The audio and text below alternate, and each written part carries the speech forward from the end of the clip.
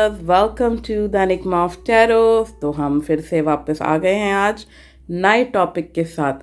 और आज का हमारा जो टॉपिक है वो बहुत हो गए पसीने छुड़ाने वाला है, बीन देयर डन दैट। तो आज हम बात करने वाले हैं एग्ज़ाम्स की।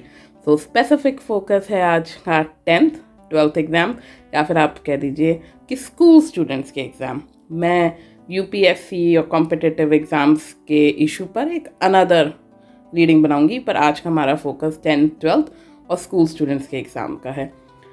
तो हमेशा की तरह आपके पास 3 चॉइसेस हैं। तो first one is the green mini deck, second is the red mini deck and the third one is yellow mini deck. जिसकी तरफ भी आप सबसे ज़्यादा अट्रैक्ट होते हैं, अपनी आंखें बंद करके इसको चुन लीजिए, जिस भी डेक को आप चुनना चाहते हैं, और फिर हम स्टार्ट करेंगे आज की रीडिंग। तो अगर आप स्टूडेंट हैं तो कोई भी एक पाइल चुन लीजिए अपने लिए, जिसके लिए आप अट्रैक्टेड फील करते हैं। आप टीचर हैं या आप कोई पेरेंट्स हैं और अपने बच्चों के लिए या अपने स्टूडेंट्स के लिए देखना चाहते हैं, तो भी आप आंखें बंद करके उस व्यक्ति का ध्यान करके एक पाइल चूज़ कर सकते हो। और यदि आप देखना चाहते हैं आपके फ्रेंड्स के लिए क्या एडवाइस है, तो भी सेम प्रोसीजर है। आप अपनी आंखें बंद कीजिए, उनके बारे में सोचिए एंड चूज़ वन पाइल। तो मैं आज की रीडिंग में बताऊंगी कि आपको कहाँ मेहनत करने की ज़रूरत है, गाइडेंस क्या है, आप कौन से प्रोफेशन चूज़ कर सकते हैं, आपकी करंट सिचुएशन कैसी लग रही है और आपका फ्यूचर कैसा है। So stay tune and let's see कि क्या आता है आपके लिए। स्टार्ट करें उससे पहले थम्स अप दे दीजिए, सब्सक्राइब कर दीजिए और कमेंट सेक्शन में कमेंट ज़रूर छोड़िएगा। तो चलिए स्टार्ट करते हैं। तो मैं क्या करती हूँ, पहले मैं दूसरे डेस्क को साइड में कर देती हूँ और हम स्टार्ट करते हैं पाइल नंबर 1 से। तो पाइल 1, जिन जिन लोगों ने भी पाइल 1 चूज़ करी है, आपका फर्स्ट गाइडेंस कार्ड आया है राइटिंग का। लेकिन हम आगे बढ़ें, मैं आपको बता दूं मैं आपको क्या गाइडेंस देने वाली हूँ आज के एग्ज़ाम में। गाइडेंस ये है कि आपको क्या इम्प्रूव करने की ज़रूरत है। सेकेंड थिंग इज़ कि आप किस प्रोफेशन को चूज़ कर सकते हैं। थर्ड थिंग इज़ कि आपका फ्यूचर और करंट सिचुएशन मुझे कैसी लग रही है। तो अगेन मैं कहूँगी, कर्म से ऊपर कुछ नहीं होता। यदि आप मेहनत नहीं करेंगे और टैरो रीडिंग बहुत अच्छी आई है, डजंट मीन एनीथिंग। कर्म पहले आता है, किस्मत बाद में आती है। तो हमें मेहनत करनी है and please take it as a guidance only. Okay, so pile 1, आपका पहला कार्ड आया है राइटिंग का। So what does it mean? It means, मुझे ऐसा लग रहा है कि आप में से जो बहुत सारे लोग हैं, जब वो वर्बली अपनी बात कहते हैं, ओरली अपनी बात कहते हैं, you are very good at it. But जब आती है बात लिखने की, तो उसमें थोड़े से आप कच्चे हो जाते हैं। या फिर ऐसा हो सकता होगा कि जब आप एग्ज़ाम्स देने जाते हैं, हमेशा ही टाइम लिमिट को आप एक्सीड कर देते होंगे और टाइम में आप पूरा नहीं कर पाते होंगे अपना जो पूरा एग्ज़ाम है, या कोई ना कोई क्वेश्चन रह जाता होगा। तो हमें करना क्या है, आपको ये करना है, स्टॉप वॉच लीजिए और जितना हो सके राइटिंग की प्रैक्टिस कीजिए। मेक श्योर आप टाइम लिमिट में चीज़ों को पूरा कर पा रहे हैं, चीज़ों को पूरा लिख पा रहे हैं। हो सकता है आप में से बहुत सारे लोग ऐसे हो जो लिख के याद करने में कंफर्टेबल फील करते हो। That's how you guys express yourself, then carry on with it. So writing एक इम्पॉर्टेंट मुझे एलिमेंट दिख रहा है। ओके, सो अब हम क्या करते हैं, अब हम कार्ड्स को शफल कर लेते हैं। ठीक है, तो लेट्स सी कि आपका कौन सा प्रोफेशन मुझे दिखाई दे रहा है। Okay, children. सो ये मैं कार्ड एक मिनट साइड में हटा देती हूँ। सो आपका जो कार्ड दिख रहे हैं मुझे, वो चिल्ड्रन दिख रहा है। तो प्रोफेशन मुझे कैसा लिख रहा है आपका? कोई भी ऐसी फील्ड जहाँ पे आप चिल्ड्रन से डील करेंगे। It could B education related field, it could be specific teaching, it could B कि आप चाइल्ड साइकोलॉजिस्ट बनना चाहते हैं, या बच्चों की कोई एनिमेशन मूवीज़ बनाना चाहते हैं। कुछ भी, जो भी चिल्ड्रन रिलेटेड फील्ड है, या आप कोई स्पेसिफिक कोई रिसर्च करना चाहते हैं चाइल्ड साइकोलॉजी पे, किसी भी टॉपिक पे, उस पर मुझे आपका फ्यूचर दिख रहा है। तो अब आप ये देखिए कि आप क्या करना चाहते हैं, किस तरीके से किसी चीज़ को करना चाहते हैं। हो सकता है आपको चाइल्ड मिनिस्ट्री में कल को आपकी जॉब लग जाए, कुछ भी हो सकता है। बट ये मुझे आपका फोकस दिख रहा है। It could be you might be working in an NGO, but children से रिलेटेड मुझे फील्ड दिख रही है। एंड एज आई सेड कि just take it as a guidance. हो सकता है आप में से और बहुत सारे लोग हो जो अलग फील्ड में जाना चाहते हो, तो मैं चिल्ड्रन को एक फैमिली भी लेके जा सकती हूँ। हो सकता है many of you might and up being children lawyers, पर मुझे ये आपकी चीज़ दिख रही है करियर में बहुत ज़्यादा डोमिनेंटली। तो अब हम ये देखते हैं कि एग्ज़ाम्स को लेके आपकी करंट सिचुएशन और फ्यूचर क्या कहती है। So let's see. तो मैं हमेशा की तरह 2 कार्ड्स निकालूंगी। Okay, ace of air and then you got 9 the hermit. Okay, so मैं एस ऑफ एयर से पहले शुरुआत करती हूँ। तो अगर हम एस ऑफ एयर की बात करें तो I can see a lot of creative ideas जो आप लोगों के दिमाग में आ रहे हैं, and at the same time I see a lot of challenges. तो होगा क्या, फॉर एग्जाम्पल जैसे आप पढ़ाई कर रहे हैं, ठीक है, उसमें आपके कोई दिमाग में प्रश्न आता है और आपको टॉपिक ख़त्म करना है, सिलेबस ख़त्म करना है और आप उसमें स्ट्रगल कर रहे हैं, but because ace of air आया है तो मैं आपको बता दूं you are going to win all the over the odd. थोड़ी सी परेशानी होती होगी, परेशान हो जाते होंगे कैसे करना है कैसे नहीं, but it's looking very beautiful for you, very beautiful, very promising. बहुत अच्छा रहेगा, बहुत अच्छे आप आंसर्स लिखेंगे, बहुत अच्छे आप पैराग्राफ्स बनाएंगे, बहुत अच्छे आप एसेज लिखेंगे और एक क्रिएटिव आइडियाज़ मुझे दिख रहे हैं। ऐसा नहीं है कि गाइड उठाई या बुक उठाई, रट्टा मारा और चले गए। आई can C you engaging which is looking very beautiful and promising. और सेकेंड आ जाते हैं हम द हर्मिट पे। तो मुझे लग रहा है कि आप जो है ना एक सेल्फ डिस्कवरी मोड पे हैं कि मैं क्या करना चाहता हूँ, मुझे क्या करियर चाहिए। ये नहीं है कि पेरेंट्स ने कह दिया तो इसलिए करना है। आप अपने, मुझे लग रहा है, कंटेम्पलेट कर रहे हैं, एक इंट्रोस्पेक्शन कर रहे हैं। अगर अब मैं ये करता हूँ तो क्या होगा, अब मैं वो करता हूँ तो क्या होगा। मुझे ऐसा लग रहा है आप में से बहुत से लोग शायद फिजिक्स में इंटरेस्टेड होंगे, एस्ट्रोनॉमी में, स्पेस में भी काफ़ी ज़्यादा मुझे लगता है आप लोग बहुत से इंटरेस्टेड होंगे। तो मुझे लग रहा है आप एक टाइम ले रहे हैं, सोच रहे हैं कि अब इसके आगे क्या और मैं कैसे करूं, क्या करूं। तो मुझे लग रहा है कि आपको थोड़ा सा टाइम चाहिए भी अकेले अपने लाइफ के आने वाले फैसलों को लेने के लिए, और आप ले भी रहे हैं। पर ओवरऑल अगर मैं आपके कार्ड्स की रीडिंग देखूं, मुझे आपके एग्ज़ाम का रिजल्ट बहुत प्रॉमिसिंग दिख रहा है, बहुत ही अच्छा दिख रहा है। तो I wish you all the good luck and I hope this reading will help you as a guidance. So I will see you in the next episode. Okay, pile 2 समाप्त कर आ गए भाई। अब आपका चुना है म्यूज़िक का कार्ड। तो क्या कह रहा है ये कार्ड आपके बारे में? तो मुझे ऐसा लग रहा है कि आप में से या तो बहुत से लोग हो सकते हैं म्यूज़िक में इंटरेस्टेड हो, शायद कभी प्रोफेशन बनाने के बारे में भी सोचते हो, वरना अदरवाइज आई कैन थिंक कि जब आप परेशान हो जाते हो, टू मच स्ट्रेस हो जाता है, तो music help you to heal, music help you to connect. तो अगर कोई पेरेंट्स भी सुन रहे हैं तो मैं उनको कहूँगी कि अपने बच्चों को जो है म्यूज़िक अगर उन्हें पसंद है तो उन्हें म्यूज़िक से रिलेट करने दीजिए, उन्हें म्यूज़िक के साथ टाइम स्पेंड करने दीजिए। मत कहिए चल पढ़ ले, क्यों गाने सुन रहा है, क्यों तू गिटार बजा रहा है, क्यों तू कुछ कर रहा है। ऐसे हमें नहीं करना है, हमें बच्चों को इनकरेज करना है and let them discover them self. हो सकता है आप में से कोई कल को चल के म्यूज़िक थेरेपिस्ट बन जाए या कोई म्यूजिशियन भी बन जाए, या म्यूज़िक में आप लोग पढ़ाई करने की सोच रहे हो आगे, तो ऑल पॉसिबिलिटीज आते हैं। तो हम देखते हैं अब कि क्या प्रोफेशन आप जो है चूज़ करने के चांसेस मुझे आप लोगों के दिख रहे हैं। ओके, प्रैक्टिस अगेन मुझे फिर से म्यूज़िक दिख रहा है बहुत ही डोमिनेंटली। मैं म्यूज़िक भी नहीं कहूँगी, मैं कहूँगी क्रिएटिव आर्ट्स भी। मुझे लग रहा है आप में तो बहुत से लोग क्रिएटिव आर्ट्स में जाना चाहते होंगे। तब करना क्या है, आपको अपनी पढ़ाई की, म्यूज़िक भी ज़रूरी है पर अभी हम फोकस पढ़ाई पे ही रखेंगे। प्रैक्टिस करें, जितना आप प्रैक्टिस करेंगे उतना ही ज़्यादा आप निखर के आएंगे।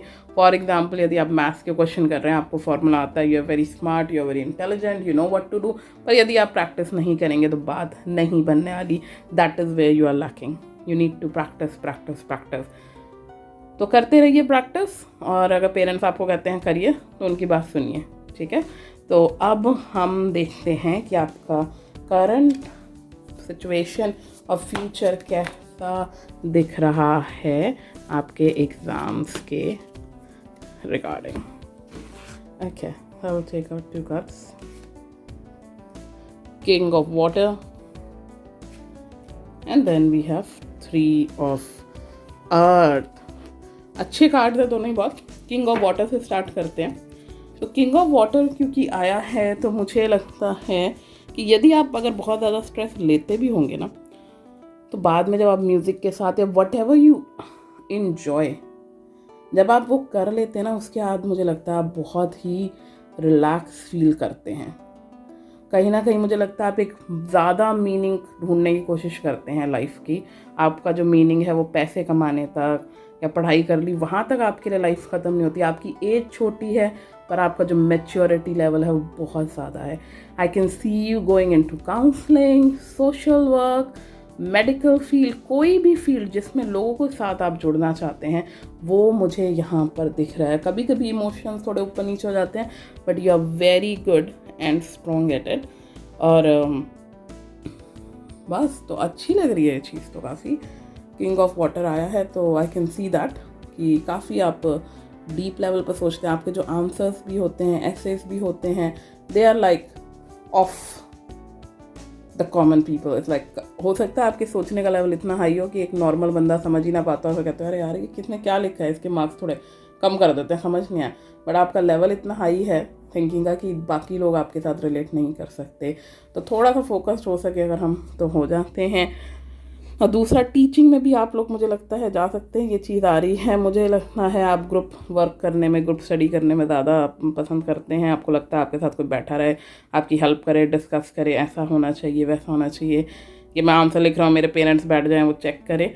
इस तरीके से मुझे लग रहा है आप ज़्यादा होते हैं। मेहनत मुझे आप करते हैं बहुत ज़्यादा दिख रहे हैं। तो जो भी आप मेहनत करेंगे उसका आपको फल ज़रूर मिलेगा।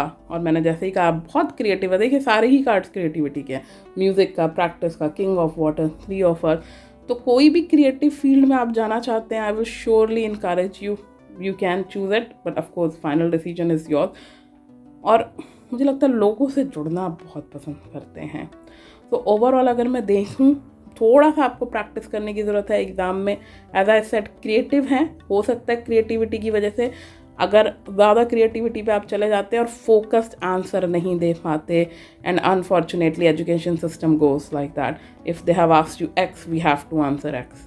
तो अगर एक्स को हम सोचे मैं वाई बताऊँ पहले जेड बताऊँ, तो वहाँ नंबर थोड़े कम हो सकते हैं। तो उसका ध्यान रखिए, प्रैक्टिस कीजिए। Overall everything is looking very beautiful and promising. Good luck. Thumbs up दे दीजिए वीडियो को और कमेंट सेक्शन में कमेंट छोड़ दीजिए। आई will see you in the next episode. Okay, pile 3। सो आपकी रीडिंग स्टार्ट करते हैं। काउंसलिंग का कार्ड आया है आपका। 2 चीज़ें हैं मेरे को दिख रही हैं आपके लिए। एक तो ये, जब आप एग्ज़ाम कर रहे हैं, की तैयारी कर रहे हैं, आप जब परेशान हो जाते हैं तो आप चाहते हैं आप अपने दिल की बात करें, जाके अपने जो प्रॉब्लम्स है वो किसी से डिस्कस करें, किसी से शेयर करें।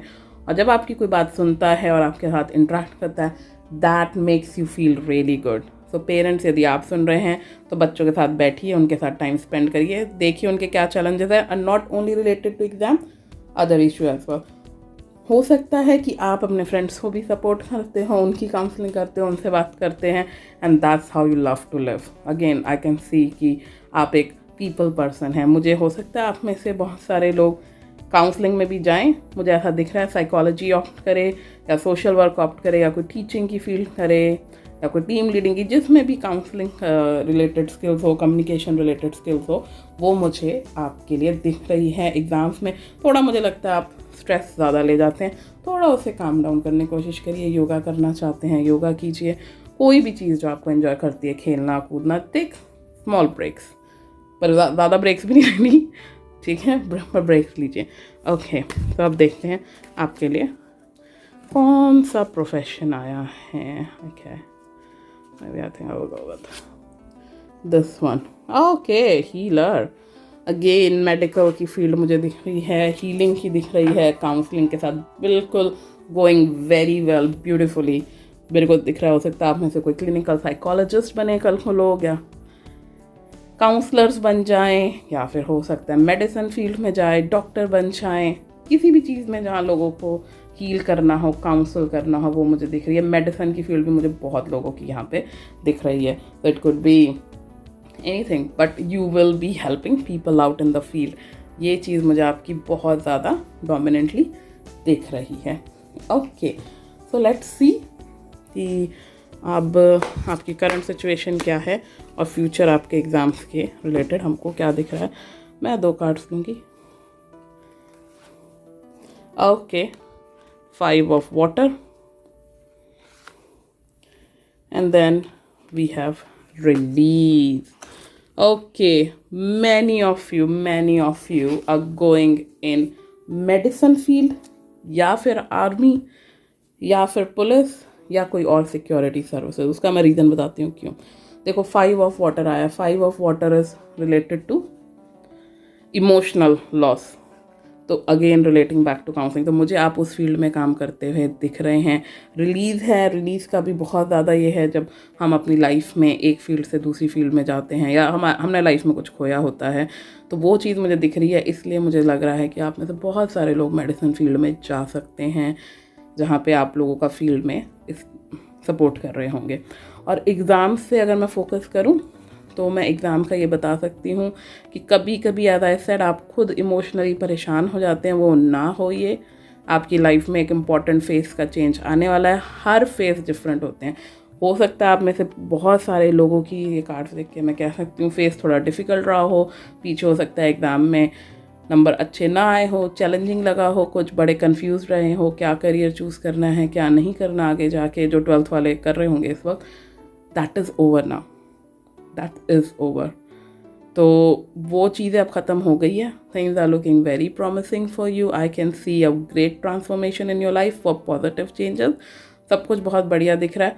थोड़ा सा अपने स्ट्रेस और एंजाइटी को काबू में रखें. ज़्यादा परेशान ना हो. पुरानी बातों को ना सोचें. अगर पुराने लगता हो यार मेरे तो 70 आए थे, या मैं फेल हो गया था, या हो गई थी, या इतने आए थे, those are all past. You don't have to worry because the future is looking so beautiful. तो ये रीडिंग थी आपके लिए. आई होप आपके लिए एक अच्छी गाइडेंस होगी एग्ज़ाम के टाइम पे. तो स्टडी का कोई सब्स्टिट्यूट नहीं होता. And then carry on and I wish you very good luck. Thumbs up दे दो वीडियो को, सब्सक्राइब कर दीजिए. कोई कमेंट सेक्शन में कुछ पूछना है तो you can drop your questions there. Thank you. I see you in the next episode.